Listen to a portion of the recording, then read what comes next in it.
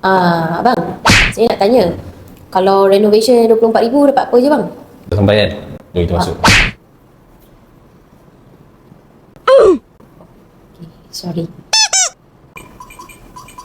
Operation failed. Berapa nombor dia tadi?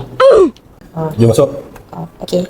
Okay, so apa yang owner akan dapat kalau bayar renovation RM24,888. Kita start dengan kitchen dulu lah. Okay, kalau sebelum ni kosong kan, so kita provide kitchen cabinet, kita provide water dispenser, portable cooking, ada microwave. So senang cerita fully furnished lah. Bang, kalau kitchen cabinet ni bang, saya nak tukar warna merah. Saya nak merah menyala, boleh tak bang? Renovation berapa tadi? RM24,000. Nak kena merah kan? Kena try tanya yang kat luar sana, dia orang boleh bagi, tapi harga RM50,000 lah. Satu lagi, kalau nak bawa masuk tenant, dia orang tak suka kala-kala merah ni.